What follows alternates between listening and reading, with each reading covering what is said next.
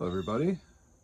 Just a quick look at some of the greens that we're getting in the ground. It's the end of September currently, and these plants will be the start of our fall and winter garden. So most of these are going to go outside. We'll probably keep a few here inside the greenhouse. And you can see we've got many varieties of kale and mustard. Some of the most cold hardy, winter hardy varieties. Same with the lettuce here. We've got some more cold hardy varieties here of lettuce, and you can see them already getting ready to go. They're all hardened off. They've been outside.